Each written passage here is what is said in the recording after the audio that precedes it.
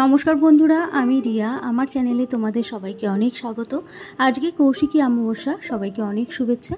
আর আজকে এই ভিডিওতে আমি কৌশিকী অমাবস্যার ব্রতকথা তোমাদের সঙ্গে শেয়ার করব। আশা করি আজকের ভিডিও তোমাদের ভালো লাগবে। তো চলো আজকের ব্রতকথা শুরু করা যাক। কৌশিকী দেবীচণ্ডীর একটি রূপ। পুরাণে কৌশিকী দেবী সম্পর্কে দুই ধরনের তথ্য রয়েছে। একটি থিওরি অনুযায়ী দেবী যখন শুম্ভ নিশুম্ভ বধ করতে যান, সেই সময় কৌশিকীর উৎপত্তি। মহিষাসুর বধের পরে দেবতাদের স্তুতির পরেই শুম্ভ নিশুম্ভ বধের কাহিনী রয়েছে। সেই কাহিনী অনুযায়ী দেবী স্তুত হওয়ার পরেই শরীর থেকে কোষ ত্যাগ করেছিলেন। এই যে শিবা অর্থাৎ পার্বতী কিংবা অম্বিকার কোষ থেকেই কৌশিকীর উৎপত্তি। অম্বিকা পার্বতীর শরীর কোষ থেকে তৈরি হয়েছিল বলেই কৌশিকী আখ্যা দেওয়া হয়। একটি বিষয় মনে রাখা দরকার, কৌশিকীকে অনেকে কিন্তু কালী বলেছেন। কৌশিকী কালী হিসাবে তার সংবোধন বেশি। ঠিক কী কারণে দেবী যুদ্ধক্ষেত্রে কোষ ত্যাগ করলেন? আসলে নিশুম্ভ আর শুম্ভ ব্রহ্মার থেকে বর পেয়েছিল যে পুরুষের সংস্পর্শে আসা কোনো নারী তাদের মৃত্যুর কারণ হতে পারে না। সেই অম্বিকা শিবের অর্ধাঙ্গিনী, ফলত তিনি তাদের বধ করতে পারবেন না। সেই কারণেই তিনি শরীরের কোষ ত্যাগ করে দেবী কৌশিকী সৃষ্টি করেছিলেন। দেহের কোষ সম্পূর্ণ অন্য নারীর জন্ম, যিনি পুরুষের সংস্পর্শে আসেননি। তিনি শুম্ভ নিশুম্ভের সংহার করেন। তাছাড়া অম্বা কিংবা অম্বিকা হচ্ছেন দেবীর মাতৃরূপ। তিনি মমতাময়ী, তিনি সৌন্দর্যের রূপ।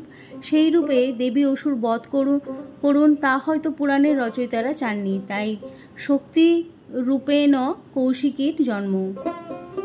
আরেকটি মত অনুযায়ী পার্বতী যখন জন্ম হয়েছিল তার নাম ছিল কালী।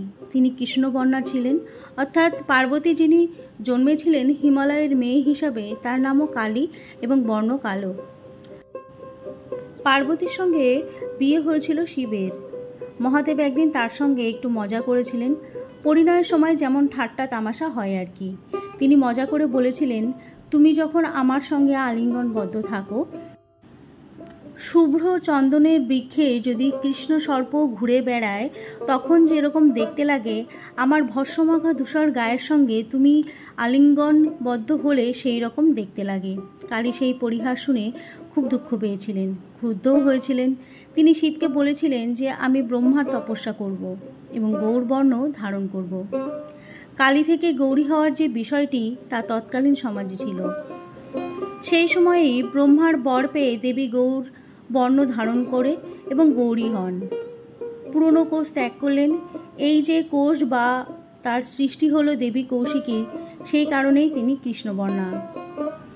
অমাবস্যার দিনে মা কৌশিকী পুজো পান কেন? কালী পুজো মানেই শক্তির আরাধনা। তার মধ্যে ধ্বংসের একটি বিষয় তো রয়েছেই, অর্থাৎ তামস বিষয় রয়েছে। সেই কারণেই শক্তিরূপেণ দেবী কৌশিকীর আরাধনা অমাবস্যা তিথিতেই হয়। তো বন্ধুরা, এই ছিল আজকের ভিডিও। আশা করি আজকের ভিডিও তোমাদের ভালো লেগেছে। যদি ভালো লেগে থাকে অবশ্যই লাইক, শেয়ার এবং সাবস্ক্রাইব করে দিও। আর পাশে থাকা বেল আইকনটা অবশ্যই ক্লিক করে দিও। দেখা হচ্ছে পরের ভিডিওতে। বাই।